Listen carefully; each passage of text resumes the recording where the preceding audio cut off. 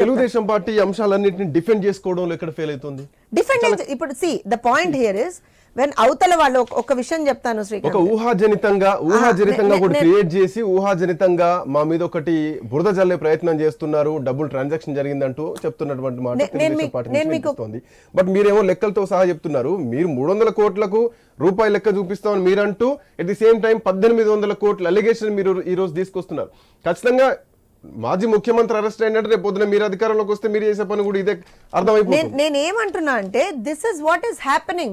వాళ్ళకి సంబంధించినటువంటి దొంగతనాన్ని మేము బయట పెడుతున్నాం. నేను ఇక్కడ ఏమంటున్నా, మీరు మా మీద అలిగేషన్ వేశారు, we will fight it out. Remand నేను ఒకటే చెప్పాను, రిమాండ్ రిపోర్ట్ లో అసలు 30 పేజీల రిమాండ్ రిపోర్ట్ లో డబ్బులు ఎక్కడి నుంచి ఎక్కడికి వెళ్ళాయి, అసలు చంద్రబాబు నాయుడు గారికి ఎక్కడ వచ్చాయి డబ్బులు అంటే వాళ్ళ దగ్గర ఆన్సర్ లేదు, అసలు కనీసం అందులో లేదు. So I don't know why the remand reject అవ్వాల్సింది ఎందుకు అయింది అనేటువంటిది టెక్నికల్ రీజన్. అది మా లాయర్స్ దాని గురించి చేస్తున్నారు, మా లీగల్ టీం పనిచేస్తుంది. కానీ ద పాయింట్ హియర్ ఇస్ దురుద్దేశం ఏదైతే ఉందో, రాజకీయ దురుద్దేశంతో మాత్రమే మీరు ఈ కేసు పెట్టారు అనడానికి నా దగ్గర ఇంకా 100 సాక్ష్యాలు ఉన్నాయి శ్రీకాంత్ గారు. ఎందుకంటున్నాను అంటే సెప్టెంబర్ 8వ తారీఖు డిసెంబర్ 2021లో మీకు ఎఫ్ఐఆర్ దర్జ్ అయిందండి. First FIR in this particular case was lodged in 2021 December, right? మొన్న సెప్టెంబర్ 8వ తారీఖు 2023న హడావిడిగా నారా చంద్రబాబు నాయుడు గారి పేరు అందులో యాడ్ చేశారు. హడావిడిగా యాడ్ చేసిన తర్వాత సెప్టెంబర్ 8న యాడ్ చేశారు. సెప్టెంబర్ 9న ఇమ్మీడియట్ గా అసలు ఆయన ఎక్కడికన్నా పారిపోతాడు, ఆయన ఒక ఎన్ఎస్జీ ప్రొటెక్ట్ అండి. ఆయన ప్రతి మూమెంట్ పోలీసుల దగ్గర ఉంటుంది, ప్రతి మూమెంట్ పోలీసుల దగ్గర ఉంటుంది. ఎందుకంటే we have to give information, he's అన్ NSG protect. Every moment of Chandrababu Naidu garu minute to minute moment is with the police.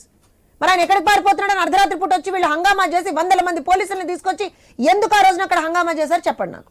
ఇంకొక రీజన్, వీళ్ళు ఒక మాజీ ముఖ్యమంత్రి, ఇంకోటి అన్నిటికన్నా ఎక్కువగా ఒక ఏమచ్చా లేనటువంటి ఒక నాయకుడి దగ్గరకు వచ్చి మీరు అరెస్ట్ చేయాలి అని చెప్పి ఒక సంకల్పం, పెద్ద సంకల్పం చేసుకుని వచ్చారు కదా. కనీసం మినిమం డాక్యుమెంటేషన్ పెట్టుకోరా శ్రీకాంత్ గారు వీళ్ళు?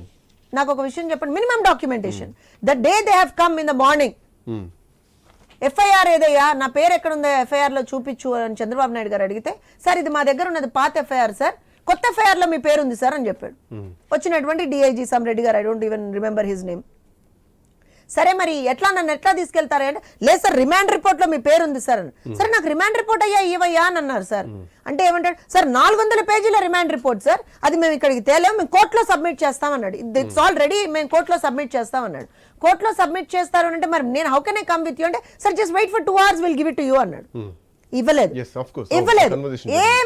ఏమి డాక్యుమెంటేషన్ లేకుండా just on plain allegation sir నా అక్కడి నుంచి పికప్ చేశారు. అయినా సార్ ఏంటి, okay we're law abiding citizens, మనం ఇప్పుడు ఏ విధమైనటువంటి ఒక రెసిస్టెన్స్ చూపించినా it will show that we're wrong అనేది ఎక్కడన్నా వస్తుందేమో, అండ్ ఇన్ఫాక్ట్ అనవసరంగా ఒక ఇబ్బంది జరుగుతుందని సార్ ఏం చేశారు, ఓకే చలో I will come with you and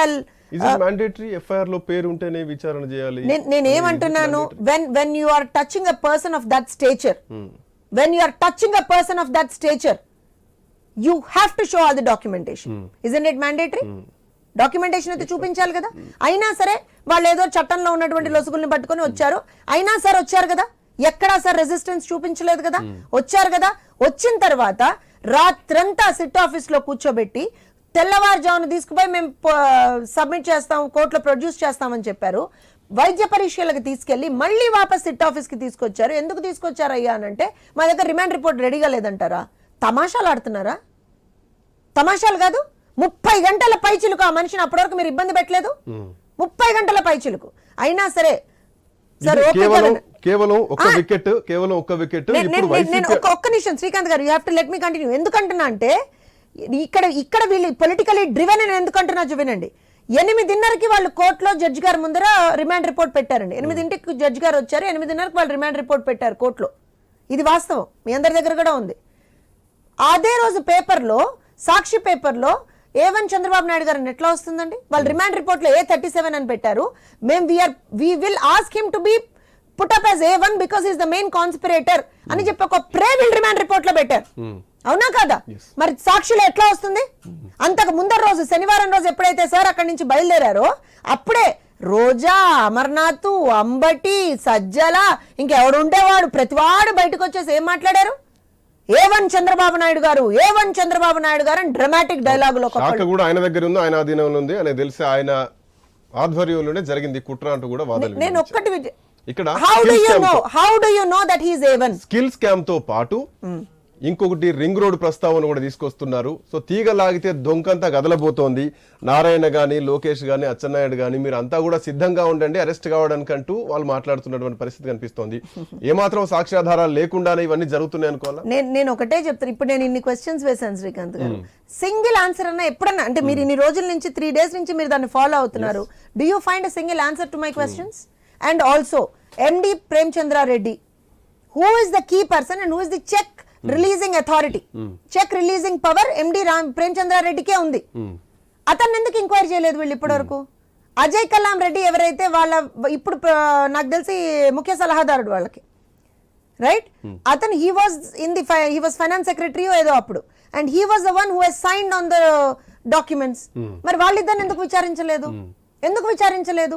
ఏ ఆధారాలతో మీరు ఇవాళ చంద్రబాబు నాయుడు గారి మీద కేసు పెట్టారు? ఆధారం ఏంటి? ఎవరో ఇప్పుడు నేను అన్నాను కదా, మీరు నా మీద ఏదో చెప్పేస్తే కేసు పెడేస్తారా అండి? కాదు కదా. అండ్ ఇంకోటి ఎంత ఎంత హాస్యాస్పదం అంటే, ఆ రిమాండ్ రిపోర్ట్ చూస్తేనే మనకు నిజంగా నవ్వొస్తుందండి. నవ్వొస్తుంది నిజంగా. టెక్నికల్ రీజన్స్ వల్ల ఇదైంది, కానీ ఏమంటారు తెలుసా, వి విల్ ఫర్దర్ ఇన్వెస్టిగేట్ అట.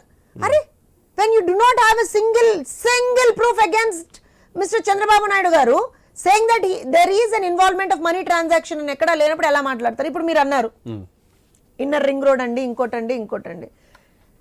నేను ఒకటి చెప్పనా శ్రీకాంత్ గారు, ఇంకా కూడా చెప్తున్నా, నేను ఒకటి చెప్పనా మీకు, వాళ్ళ అరాచకత్వం ఇంకా బయటపడుతుంది. ఎంత మేరకు వాళ్ళు దిగజారగలుగుతారో, ఎంత అరాచకం చేయగలుగుతారు అనేటువంటిది మొన్నటి నుంచి స్టార్ట్ చేశారు. Day in and day out మీరు చూస్తూనే ఉంటారు. ఇంకా they are hell bent on doing it. అంటే అరాచకం చూస్తుంటారు అంటే అరెస్టులు కొనసాగుతూనే ఉంటాయి. తెలుగుదేశం పార్టీ రానున్న కాలంలో కీలక నాయకులంతా ఇప్పటిదాకా జైల్లోకి వెళ్తారు, వీళ్ళు బయటికి రాకుండా చేస్తున్నారు అన్నది మీరు ఫిక్స్ అయిపోయారా బలంగా? వాళ్ళ ఉద్దేశం అది. ఎందుకు? ఇప్పుడు మనం చూసాం చంద్రబాబు నాయుడు గారు ఎక్కడికి వెళ్ళినా సరే బ్రహ్మాండమైనటువంటి రెస్పాన్స్ ప్రజల నుంచి, అండ్ ఆల్సో నారా లోకేష్ గారికి యువగలానికి సంబంధించి ప్రతి చోట మనం రెస్పాన్స్ చూస్తున్నాం. ఎక్కడ ఏ ప్రోగ్రామ్ పెట్టినా సరే మ్యాసివ్ గా హిట్ అవుతుంది అది. ఇంకొకటి ఏంటంటే, దేశవ్యాప్తంగా ఉన్నటువంటి వివిధ ఏజెన్సీలు ఇచ్చినటువంటి సర్వేలు అన్నీ కూడా ముక్త కంఠంతో ఏం చెప్తున్నాయి, రేపు పొద్దున తెలుగుదేశం పార్టీ అధికారంలోకి రాబోతోంది, నారా చంద్రబాబు నాయుడు గారు ముఖ్యమంత్రి కాబోతున్నారు. That he's come up already. దాన్ని వీళ్ళు ఇప్పుడు ఆ ఫ్రస్ట్రేషన్స్ వీళ్ళు తట్టుకోలేకపోయారు. And they are damn sure that they will not come back to power.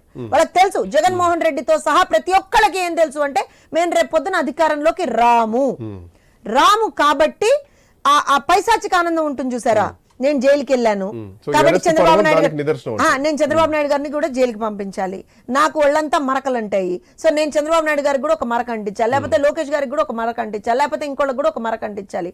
అది ఆ స్టూపిడ్ బిహేవియర్ తప్పించి ఇంకేమీ లేదు. ఇక్కడ ఇంకొక విషయం చెప్తాను చూడండి, లోకేష్ గారిని కూడా మేము ఇందులో తీసుకొస్తామని అంటున్నారు కదా, అంటే వీళ్ళకి మరి తెలిసి చేస్తారో తెలియక చేస్తారో, లేకపోతే ఆ చెప్పేవాడు కూడా సలహాదారులు కొంతమంది ఏడిచొచ్చారు అక్కడ కదా, నెలకి లక్షల జీతాలు తీసుకున్నారు. మరి వాళ్ళు ఎందుకు ఇట్లాంటి దిక్కుమాల సలహాలు ఇస్తారో తెలియదు. కానీ నాకు లోకేష్ గారు ఇన్ఫర్మేషన్ టెక్నాలజీ మినిస్టర్ అండి, ఐటీ శాఖకి మంత్రి, ఆయన ఎడ్యుకేషన్ మినిస్టర్ కాదు. స్కిల్ డెవలప్మెంట్ కార్పొరేషన్ అనేటువంటిది ఇట్ కమ్స్ అనేది ఎడ్యుకేషన్ మినిస్ట్రీ దెన్, అండ్ ఆ కన్సర్న్డ్ మినిస్ట్రీ వాళ్ళే దాని గురించి చూశారు. ఇంకోటి ఏంటి అని అంటే, ఇది వచ్చింది 2015లో సార్, అండ్ లోకేష్ గారు మంత్రి అయింది 2017లో సార్.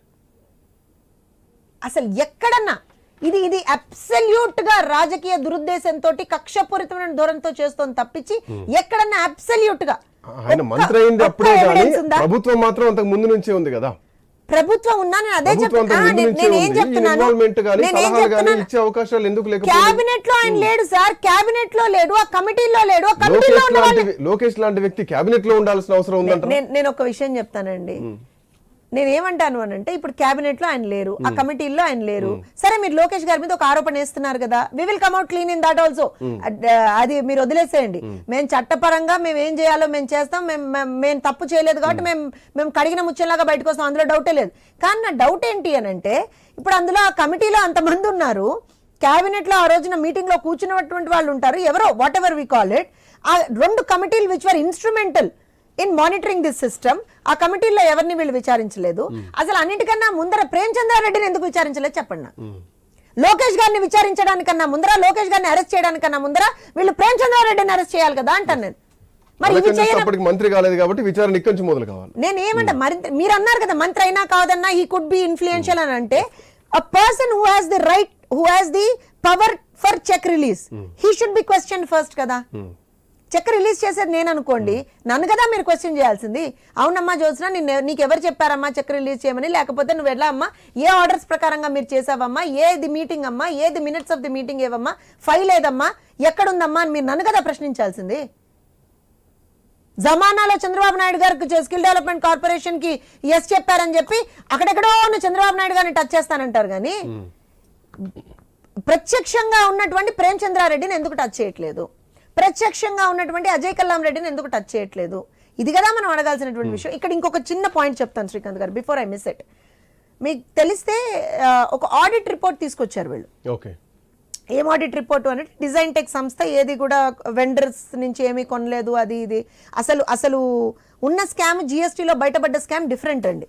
జిఎస్టీలో బయటపడ్డ స్కామ్ ఏంటి అని అంటే, ఏ వెండర్స్ నుంచి అయితే డిజైన్ టెక్ పర్చేస్ చేశారు కదా, whether it was computers or what not, ఆ వెండర్స్ జిఎస్టీ వాళ్ళు డిఫరెన్షియేట్ ఇచ్చేశారు, వాళ్ళు జిఎస్టీ అవాయిడ్ చేశారు ఏ వెండర్స్ నుంచి అయితే కొన్నారు.